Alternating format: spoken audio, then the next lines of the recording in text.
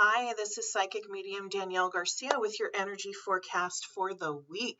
Today is February 15th, 2021. How y'all doing? Lots and lots of energy has been going on, lots and lots of shifting with the Schumann Resonance. So we're going to start right there. The last 24 hours, there's been a lot of different spikes with the Schumann and lots of incoming energies on both sides of the atmosphere. So it's creating this pressure cooker kind of effect. Expect more spikes, expect more funky ascension symptoms. If those are things that you tend to, I don't want to say gravitate towards, but if you're more prone to ascension symptoms, be prepared for dizziness, nausea, stomach upset, brain fog, body aches, headaches, sleep issues, weird dreams, and heart palpitations.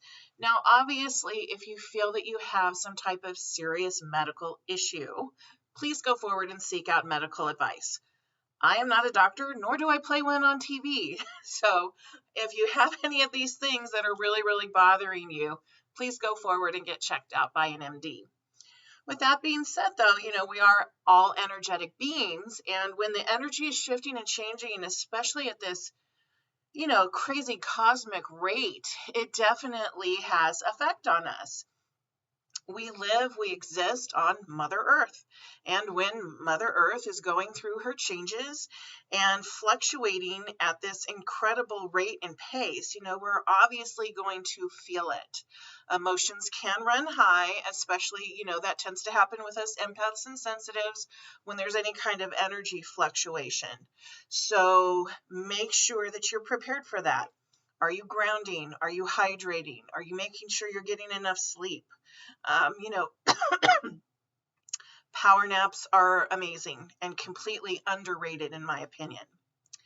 Mercury in retro, still going strong. It will end on the 20th, and then Mercury will go direct. We'll be in the post-shadow fade of Mercury retrograde for about 2 weeks, and I tend to feel Mercury retrograde the strongest, I would say about the last 5 to 7 days of its cycle.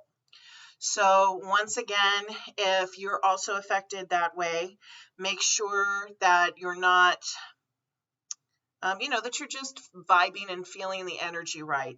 My thing, this Mercury retrograde, knock on wood, hopefully I'm done with it, has been like electronic issues, as well as, heavy, hot and heavy emotions. So, just file that in the back of your mind. I don't think it's anything that we need to go and hide from necessarily, but just have the awareness.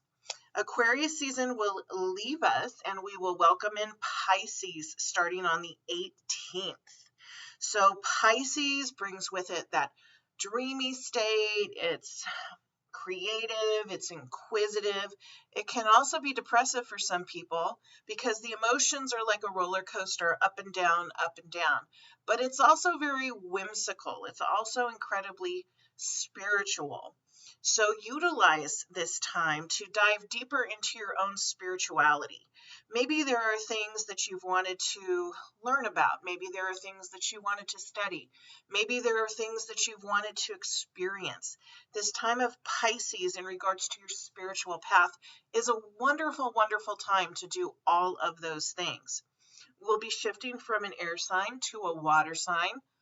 Water is about transmutation. Water is about emotion. Goodness.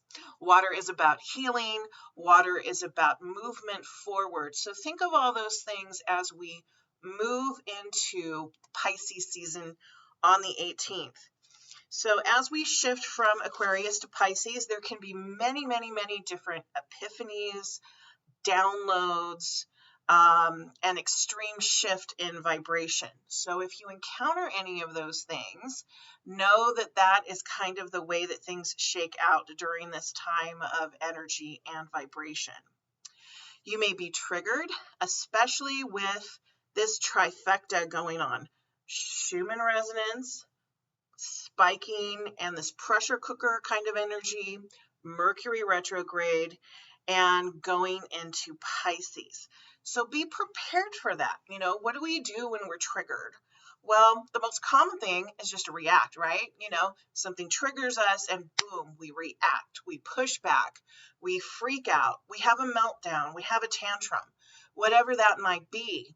This is a good time for learning. This is a good time for growing. And this is a good time for training your brain and creating a new practice for triggering effects.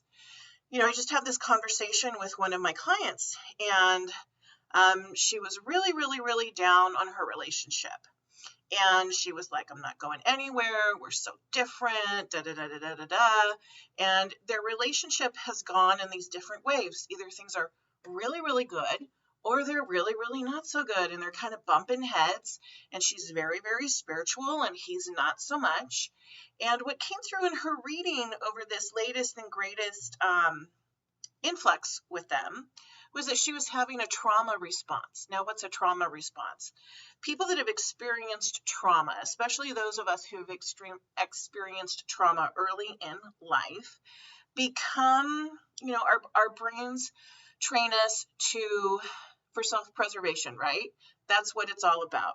We want to make sure that we're okay. We want to make sure that we're surviving. We want to make sure that we're safe. All of those different things.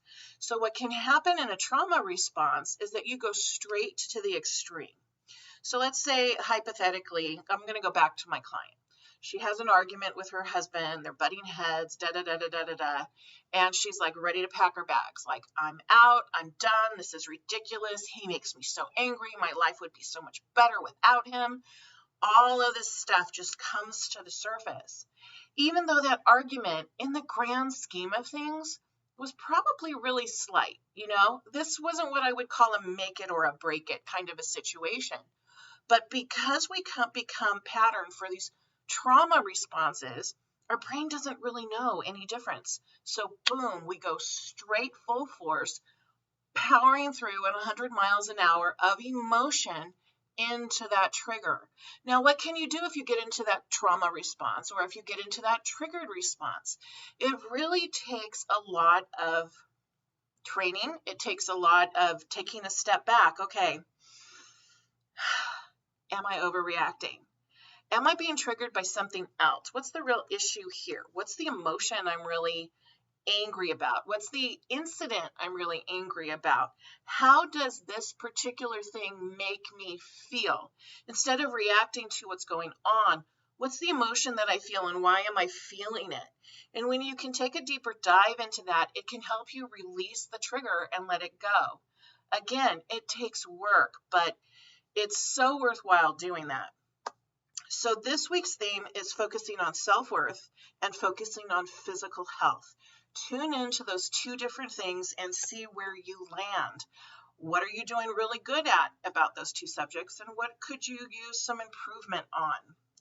Expect a lot of soul travel, expect vivid dreams, expect lucid dreaming, and if you're having any issues, dream on it.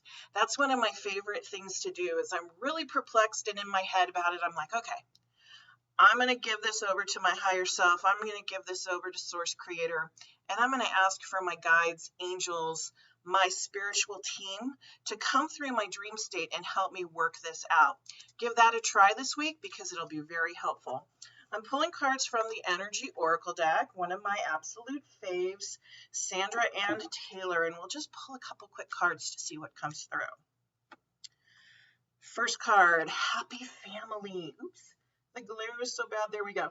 Happy family. So when I'm seeing this, it's not necessarily about happy family. This to me is about the mergence of soul and body. And this is like all of that, what Pisces really represents, right? And as we're heading into Pisces season, it's important to focus on those things as well as self-worth. Next card, Blossoming Abundance. One of my absolute faves from this deck, and very, very powerful. You can see all of the beautiful flowers. You can see the water. Again, we're moving into a water sign of Pisces, that fluidity. There's wonderful birds in the trees. It's about taking the higher perspective, seeing through things, releasing those triggers, right? And our very last card, dun, dun, dun, dun, is the Garden and the Gate. Another very powerful card here. So you see that she's in this gateway, right? And she's looking out at the meadow, and there's all these beautiful flowers around her representing abundance. This time right now is a gateway to walk into further, deeper, more complete joy, knowing ourselves, knowing our power, knowing our greatness, knowing our connection. So I think that that's a wonderful, wonderful conclusion card for this week's forecast. And I hope you guys stay grounded and hydrated and just rise above it. I mean, that's another big theme this week. We've got some heavy, hectic emotions coming in, but it's nothing that you can't handle. Have a blessed week.